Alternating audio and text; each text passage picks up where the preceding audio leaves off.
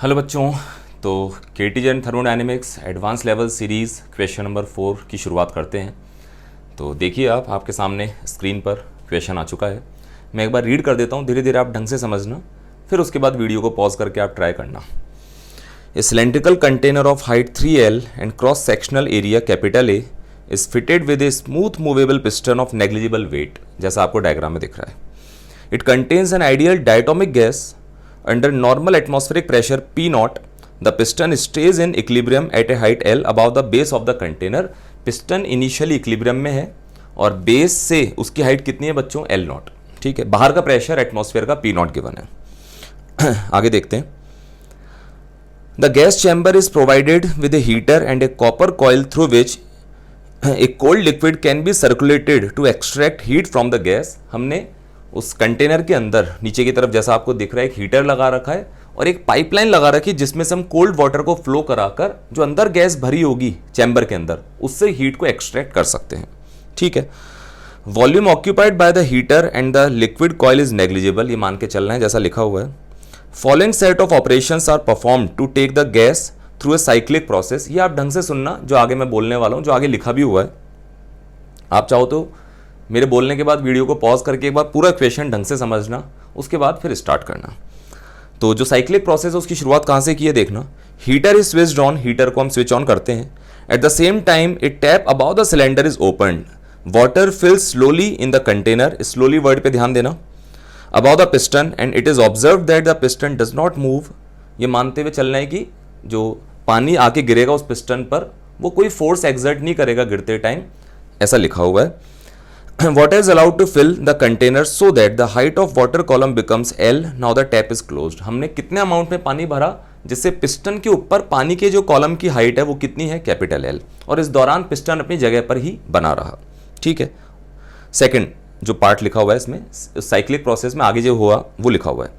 The heater is kept on and the piston slowly moves up. हमने क्या करा, heater को ऑन ही रखा अभी भी और पानी को डालना हमने बंद कर दिया है। अब पिस्टन बहुत धीरे धीरे ऊपर मूव करना स्टार्ट करता है, ऐसा लिखा हुआ है। Heater is switched off at the time water is at brink of overflowing. जब पानी बिल्कुल ओवरफ्लो की हालत में आ जाएगा, उस कंडीशन पर आने के बाद हमने हीटर को ऑफ कर दिया। देन आगे बढ़ते हैं साइक्लिक प्रोसेस में थर्ड स्टेप की तरफ। Now the cold liquid is allowed to pass through the coil, the liquid extracts heat from the gas, water is removed from the container so as to keep the position of piston fixed. हमने क्या करा, heater को हम of कर चुके हैं। अब हमने जो अंदर पाइपलाइन लगा रखी है उसमें हम ठंडा पानी फ्लो कराकर कोल्ड वाटर की हेल्प से गैस से हीट को एक्सट्रैक्ट करते हैं। और साथ साथ जो ऊपर पानी भरा हुआ है जो बिल्कुल ओवरफ्लो की कगार पे आ चुका है, वहां से हम पानी धीरे धीरे निकालते जाते हैं। और ऐसा करने पर यह बता रखा है कि पिस्टन अपनी जगह पर ही बना रहता है। ठीक है, entire water is removed and the gas is brought back to the atmospheric pressure. हमने ऐसे करते करते पूरा पानी निकाल लिया और गैस वापस से एटमॉस्फेरिक प्रेशर पर आ चुकी है। लास्ट स्टेप जो है वो पढ़ लेते हैं। The circulation of cold liquid is continued and the piston slowly falls down to the original height L about the base of the cylinder. Circulation of liquid is stopped. फिर हमने last में liquid का circulation भी stop कर दिया जब piston वापस से बॉटम से L हाइट पर आ चुका है। आगे देखते हैं क्या क्या लिखा हुआ है। Assume that the container is made of adiabatic wall and the density of water is rho, force on piston due to impact of falling water may be neglected. Now दो पार्ट्स हमको सॉल्व करने हैं। First part में लिखा है draw the entire cycle on a PV graph. हमको इस पूरे साइक्लिक प्रोसेस जो गैस पर हुआ है उसका एक पीवी ग्राफ ड्रॉ करके बताना है। और second part, find the amount of heat supplied by the heater and the amount of heat extracted by the cold liquid from the gas during the complete cycle. ठीक है, तो आप question को वापस रीड कर सकते हैं, पॉज करके स्टार्ट करें, फिर आकर मेरे सॉल्यूशन को देखें। तो सॉल्व करना स्टार्ट करते हैं बच्चों। सबसे पहले साइड में डायग्राम बना लेते हैं कि एक्चुअली हो क्या रहा है वो समझते हैं, क्योंकि इस चैप्टर में समझना बहुत इंपॉर्टेंट है। कई बच्चे क्या रट लेते हैं कि स्लो प्रोसेस का मतलब आइसोबैरिक या स्लो प्रोसेस का मतलब आइसोथर्मल। तो समझना पड़ेगा कि कब आइसोबैरिक है, आइसोथर्मल है या नहीं है, आइसोकोरिक कब है, या कोई रैंडम प्रोसेस कब है। क्या कर रखा है इन्होंने, एक नेग्लिजिबल मास का पिस्टन लगाया। ठीक है, यहां पे आइडियल डायटोमिक गैस भरी हुई है। ये हाइट इनिशियली ये वाली ये है L और यहां से लेकर टॉप मोस्ट लेवल तक की हाइट है 2L। ठीक है, अंदर हमने एक हीटर लगा रखा है, इसको हीटर मान लेते हैं। और यहां से हमने एक पाइपलाइन अटैच कर रखी है इस तरह से, जिसमें से हम यहाँ से कोल्ड वाटर भेजेंगे और यहाँ से वो वाटर गैस से हीट लेकर बाहर आ जाएगा। अब क्वेश्चन की आप लैंग्वेज ढंग से पढ़ें और देखना स्टार्ट करें। अच्छा, एक बात और, इसका जो एरिया ऑफ क्रॉस सेक्शन है ये वाला, उसको मैं कैपिटल ए मान लेता हूँ, इस एरिया ऑफ क्रॉस सेक्शन को, है ना। सबसे पहले हमने क्या करा, साइक्लिक प्रोसेस में साथ साथ ग्राफ भी बनाते चलेंगे, क्योंकि फर्स्ट पार्ट में यही पूछा है कि प्रेशर वॉल्यूम ग्राफ ड्रॉ करना है हमको इस साइक्लिक प्रोसेस के लिए। तो देखो, जब हमने हीटर की हेल्प से हीट देना स्टार्ट किया और ऊपर से पानी डालना शुरू करा, जिससे कि ये पिस्टन अपनी जगह पर ही बना रहेगा, इससे एक बात तो क्लियर हो गई, पिस्टन अपनी लोकेशन में बना रहेगा तो जो अंदर गैस है उसका वॉल्यूम तो कांस्टेंट रहेगा। तो मान लेते हैं इनिशियल स्टेट में गैस की यहाँ मानते हुए स्टार्ट कर रहा हूँ, सपोज इनिशियल वॉल्यूम ये है, इनिशियल प्रेशर ये है। देखो, जब पानी डालना स्टार्ट भी नहीं करा था तब की बात कर रहा हूँ, ये पिस्टन इक्विलिब्रियम में था, इस पर बाहर से फोर्स लग रहा था पी एटमॉस्फेयर, मतलब P not into area, P not a, और अंदर से लग रहा था गैस का प्रेशर इंटू एरिया, और तो कोई फोर्स था ही नहीं, पिस्टन तो मासलेस है। इनिशियली ये पिस्टन इक्विलिब्रियम में था, तो इनिशियल गैस का प्रेशर एटमॉस्फेरिक प्रेशर के बराबर था, और इनिशियल वॉल्यूम को वी नॉट बोल रहा हूँ, जहां पर इनिशियल वॉल्यूम इतना है, ये कितना लिख सकता हूँ, area of cross section into L, bracket में लिख देता हूँ ए एल। ठीक है, अब गैस को धीरे धीरे हीट सप्लाई की, ऊपर से पानी डालते गए, कब तक, जब तक कि पानी, वो जो वाटर है, एल हाइट तक नहीं आ जाता। अब आप देखो, स्टेट ए से यहां से ग्राफ बनाना स्टार्ट कर रहा हूं, पिस्टन यहीं पर बना रहेगा, गैस का वॉल्यूम कांस्टेंट रहेगा, लेकिन ऊपर एक्स्ट्रा वेट आ जाने से अंदर जो गैस है उसका प्रेशर बढ़ता जाएगा। तो यहां से प्रेशर बढ़ाना है, वॉल्यूम कांस्टेंट रखना है, तो आइसोबैरिक प्रोसेस का ग्राफ बना लेते हैं ए टू बी।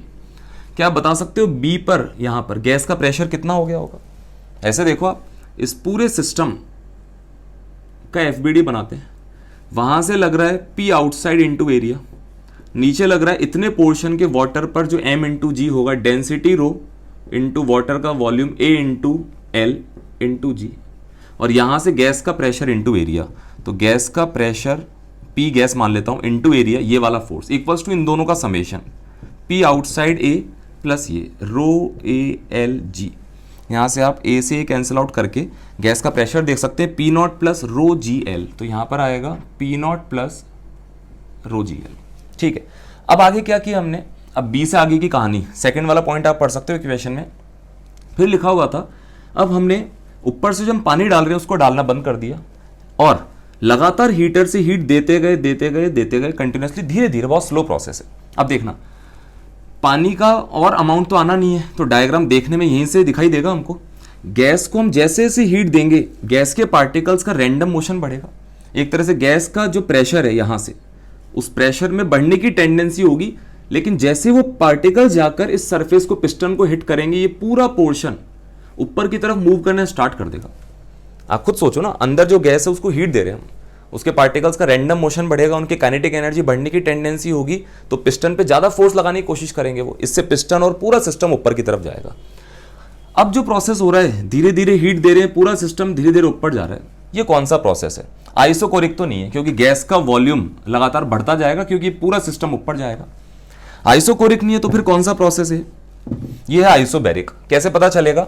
जब ये बहुत धीरे धीरे पूरा सिस्टम ऊपर मूव कर रहा होगा, अगर मैं उस पूरे सिस्टम का डायग्राम बना के दिखाऊं आपको, फ्री बॉडी डायग्राम, ये पिस्टन और ये वो पानी भरा हुआ है एल हाइट तक, ये पूरा सिस्टम इस ऊपर मोशन के दौरान बहुत धीरे धीरे ऊपर जा रहा है, इसका मतलब इसका एक्सेलेरेशन जीरो होगा।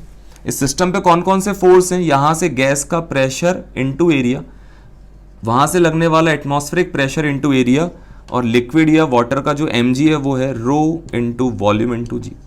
एक्सेलेरेशन जीरो मतलब नेट फोर्स जीरो होना चाहिए सिस्टम पर, इस पे नेट फोर्स जीरो मतलब इन दोनों का समेशन इसके बराबर करके आप पाओगे कि गैस का प्रेशर कांस्टेंट रहेगा। आप लिख के देख लो इक्वेशन, लिखूं?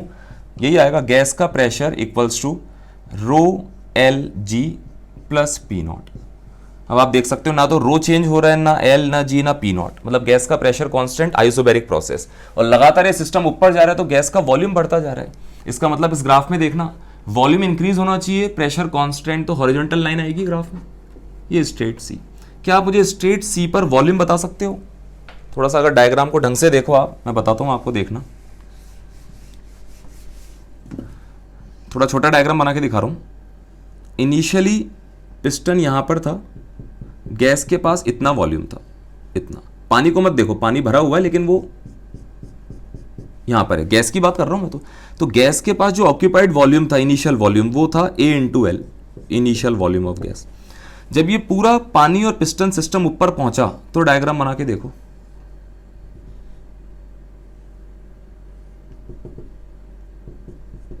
अब गैस यहां पर है, देखना ये L है तो ये टोटल 2L होगा, तो 2L हाइट में जो गैस भरी है उसका फाइनल वॉल्यूम आएगा area of cross section into 2L। Initial volume AL था यहां पर, तो C पर पहुंचने पर वो डबल हो गया 2V0 मीन्स 2AL। ठीक है, अब आगे की कहानी। अब हमने क्या करा, हीटर से हीट देना हमने बंद कर दिया, हीटर से हीट देना बंद करा और साथ साथ दूसरा प्रोसेस क्या चालू हुआ, यहां से हम कोल्ड वाटर इंसर्ट करते हैं, वो इस गैस से हीट लेकर बाहर आता है। यहां से देख सकते हो आप, कोल्ड वाटर जाएगा, गैस से हीट बाहर निकालेगा, ऐसे DQ हीट लगातार बाहर निकालता जाएगा, और हम साथ साथ ये पानी भी बाहर निकालते जा रहे हैं स्लोली, ऐसा लिखा हुआ इक्वेशन है पॉइंट नंबर 3 में आप देख सकते हो, जिससे कि पिस्टन यहीं पर बना रहता है। इसका मतलब इस प्रोसेस के दौरान गैस का वॉल्यूम कांस्टेंट रहेगा। वॉल्यूम कांस्टेंट होना चाहिए, तो ग्राफ में वॉल्यूम कांस्टेंट आइसोबैरिक प्रोसेस ऐसे नीचे की तरफ आना पड़ेगा। और जब पूरा पानी यहां से निकल चुका है तब का डायग्राम देखो, हमने पूरा पानी यहां से हटा दिया और क्वेश्चन में लिखा हुआ पॉइंट नंबर 3 में, जिससे कि फाइनली गैस वापस से P0 प्रेशर पर आ गई, तो गैस का प्रेशर फिर से इस P0 लेवल पर आ जाएगा यहां पर। और लास्ट स्टेप 4 वाला, अब हमने क्या करा, पूरा पानी तो निकल चुका है, अभी भी उस कोल्ड वाटर की हेल्प से गैस से बहुत धीरे धीरे हीट को निकाला, धीरे धीरे हीट निकालते जाएंगे, पिस्टन वापस नीचे आता जाएगा, पिस्टन बहुत धीरे धीरे मूव करेगा, इसका मतलब पिस्टन पे नेट फोर्स 0 होगा। और पिस्टन का FBD बना के देखो, बाहर से लग रहा है P0 है, अंदर से लग रहा है P गैस इंटू एरिया, और तो कोई फोर्स है ही नहीं। दोनों फोर्स को बैलेंस कर दो, आप पाओगे कि गैस का प्रेशर P0 के बराबर मेंटेन रहेगा, मतलब आइसोबैरिक प्रोसेस। तो अगेन आइसोबैरिक प्रोसेस से हम फिर से इनिशियल स्टेट A पर आ गए, इस तरह से। ये हो गया साइक्लिक प्रोसेस का ग्राफ हमने बना लिया है। सेकंड पार्ट इसमें पूछा था कि इस पूरे प्रोसेस में हीटर ने कितनी हीट सप्लाई की है। अगर आपने ढंग से कहानी सुनी है तो हीटर ने जो हीट सप्लाई वाला जो प्रोसेस था वो था A से B वाला और B से C वाला, क्योंकि C से D और D से A तो हमने हीटर को ऑफ कर दिया था, उस दौरान तो हम गैस से हीट को एक्सट्रैक्ट कर रहे थे कोल्ड वाटर के थ्रू। तो हीटर ने कितनी हीट सप्लाई की, अब तो फर्स्ट लॉ का सवाल बन गया, ये ग्राफ को देखते हुए चलना। A से B तक और B से C तक टोटल जो हीटर ने हीट सप्लाई की उसको मैं QH बोल रहा हूं। ये कहां से कहां तक है, A से B then B to C, इस पूरे की एक साथ बात कर रहा हूं मैं। A से C तक ले फर्स्ट लॉ एक साथ अप्लाई कर रहा हूं। Work done by gas A से B तक वर्क 0 क्योंकि आइसोकोरिक प्रोसेस है। B से C तक का वर्क, इस लाइन के नीचे का टोटल एरिया वो आ जाएगा दिस इनटू ये वाली टर्म, तो कितना आएगा वो P0 प्लस रो GL इंटू ये वाली टर्म हो जाएगी बच्चों AL। ठीक है, प्लस ये मैंने वर्क डन लिखा है A से लेकर C तक का, प्लस यहां आएगा डेल्टा U। डेल्टा U को लिख सकते हैं F/2 NR delta T, diatomic gas है तो 5/2 degree of freedom 5 NR delta T। इसको आप ऐसे देखो, यहां टेम्परेचर T0 मान लो, P0 V0 का प्रोडक्ट के हिसाब से टेम्परेचर T0 मैंने मान लिया। यहां पर देखना आप, यहां का टेम्परेचर जो भी होगा वो यहां के प्रेशर वॉल्यूम के प्रोडक्ट को रिप्रेजेंट करता होगा एक तरह से, ऐसे वहां का टेम्परेचर जो भी होगा वो वहां के प्रेशर वॉल्यूम के प्रोडक्ट को रिप्रेजेंट करता होगा।